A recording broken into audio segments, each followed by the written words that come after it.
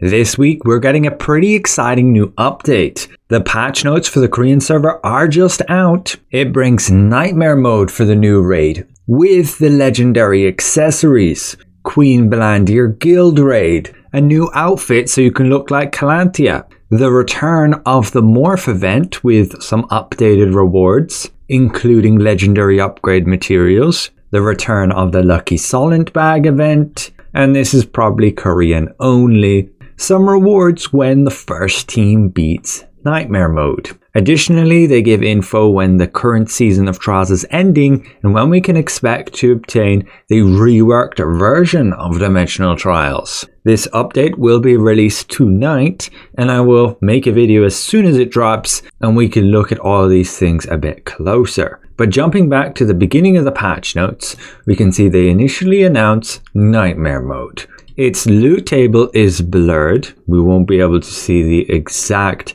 drop rates of everything just yet, but they say we'll be able to access them via this website when it's updated after maintenance again tonight.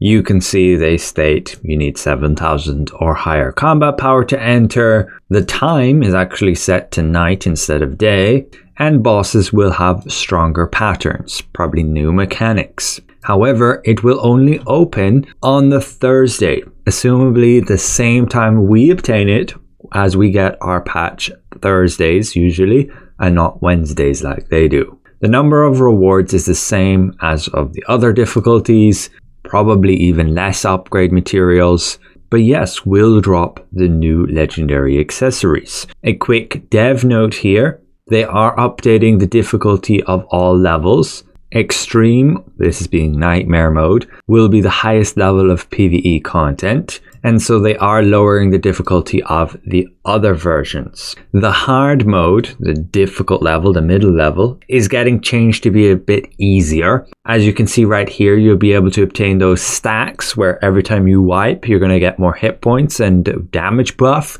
This is now to 5 stacks. In easy mode, it's up to 10 stacks. The first boss is getting nerfed as well, so the number of lightning orbs needed for each pillar is now only 1 instead of 2, and the zombies in the final boss have had their HP reduced. But then we have those legendary accessories. Again, only 1 can be equipped: necklace, bracelet, ring or earring. The accessories have 5 total stats, 3 of them being random. You cannot obtain the same stat though, and the random stats are obtained by probability for the type of stat, and that value is fixed. Again, this website will get updated where we can see the exact probabilities of the drop rates of those certain stats. But which ones can we expect to see? Well, they're all listed just here. You have the necklace, giving strength and critical hit, the bracelet, wisdom, and I think that's heavy attack evasion, a ring with dexterity and attack speed, the belt with fortitude and damage reduction, and the earring with wisdom and endurance. These values, I assume, are when the legendary item is level 0, so you'll be able to upgrade these and they'll probably become near double that value. As for those 3 random stats, they don't explicitly state what they will be, other than the heroic traits. Looks like a hit chance, heavy attack, crit evasion, endurance, heavy attack evasion, defense, critical hit resistance. Nothing crazy there, but it's these random stats I'm most interested in. I'm hoping 1 or 2 of them has cooldown speed, and that'd probably be the one I'd go for. So when this update does drop later, we should be able to check that out, along with quest log probably getting updated pretty quick too. Now, if you just use 1 of these, you also get a bonus here where your melee and range defense is increased by 300 and your max mana is increased by 1,000. These will be added as entries to the lithograph book. And yes, you will be able to purchase these legendary accessories with 80 entropy shards from the shop. So they will be accessible to everybody, not just the players who can do Nightmare. If you can do Nightmare, yes, you will obtain an accessory every week, assuming it has a 100% drop rate like the other difficulty levels on that legendary gear. So there is still a lot of advantages to be able to run the Nightmare mode, but it's not a requirement to actually obtain this gear. They do also state here that you can exchange entropy shards for a unique trinket at the Raid Item Exchange Merchant, but it doesn't explicitly say anywhere here, as far as I can see,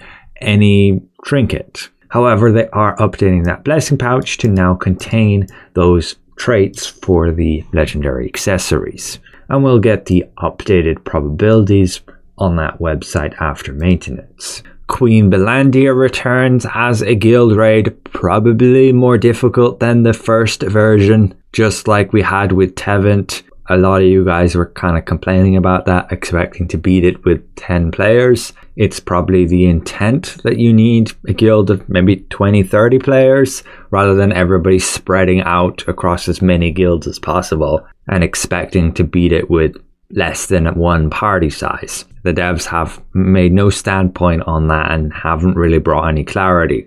This doesn't really say that the boss will be harder either. I assume it's a bit of overlap with regards to an update that made a lot of the field bosses a lot more tanky, along with the frenzied versions coming out with a lot more HP. And Queen Belandia will probably also drop her new Ashen Fragments, meaning yes, she'll probably be more tanky. Be prepared to have a group of like 20 or more players to more easily beat her. Moving on, we have the return of that Morph event, the one that was kind of a big flop when it released, but it has been updated for the better. You can obtain these medals. You will obtain a certain amount based on what rank you get in the race. Even if you get 6th, you're still going to get some, along with green stellarite. Just be aware you can only get the reward 10 times per week, so yes, optimally you do get first place all the time. There will be food you can create. You will get squid ink by fishing. You will get this linguini from Amatoy Expeditions, and you can purchase these seashells just from the NPC. And crafting them together, you can obtain this food, which gives you 50% Solent, 50% Weapon Mastery, and 10% Abyss Consumption Efficiency. So technically the best food you can have, just because it has that consumption efficiency and that 50% Solent. Right now we do have slightly better event food, which is this right here with 100% of both. But when this is not available, the best you've got is Golden Apple Pie, which doesn't have the Solent bonus, or Apricot Pie, which doesn't have the contract token efficiency. So only slightly better. The reward list, of which you spend those medals to obtain, has been updated too. You can get this transformation morph, looks pretty cute, this profile frame, a title, an emote, and then yes, some entropy shards and chaos prisms.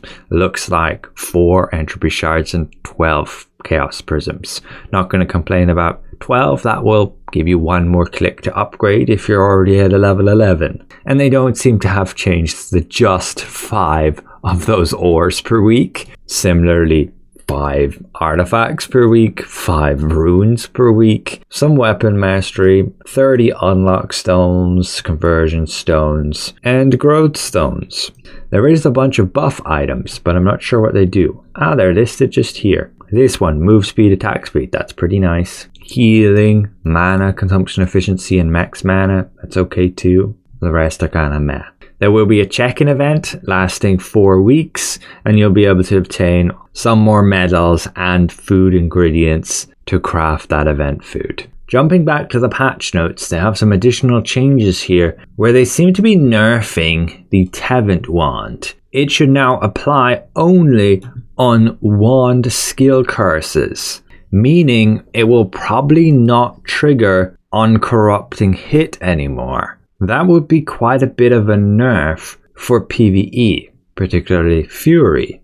I will have to test that when it happens. And they seem to have improved the frame rate here for Abyss dungeons, along with allowing the Battle Pass tickets to be destroyed. They also state here how Arena season will be ending, along with the season for Trials, probably September 11th for us, and then we won't have a season for another week until we get the newly revised trials. This would be September the 18th for us on Thursday.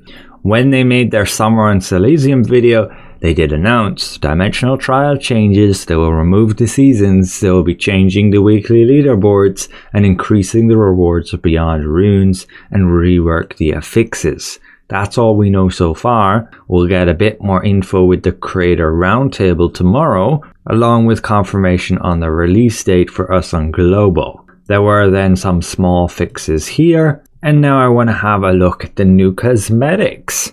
But first, the Solent event for Mystic Keys, has that been changed in any way? Doesn't really look like it. You'll use Mystic Keys, you'll obtain those bags, and you have a chance to obtain up to 10 million Solent, with gold bars earning up to 100 million Solent. But looking here, you can see the outfit that's pretty much Calanthia.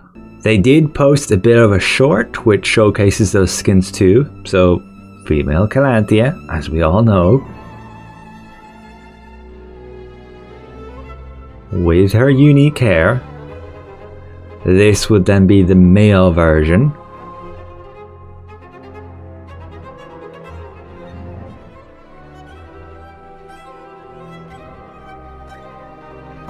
And we already have that emote.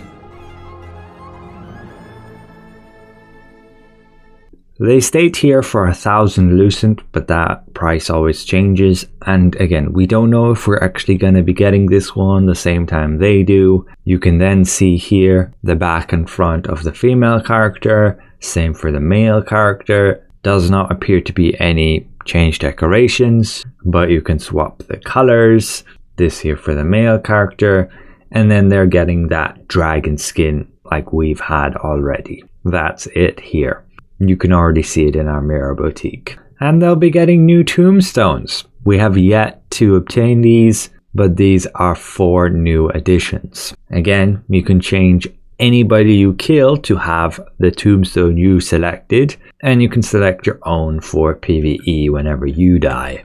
As for the event, when a team successfully beats Nightmare mode of the new raid, we can see they'll be getting a bunch of rewards, like a Chaos Witch's weapon selection chest, Black Wing armor set, and a unique title. They had something similar to this when the hard mode released for the first time, but we never saw any sign of that for Global, so it's unlikely we'll get this too.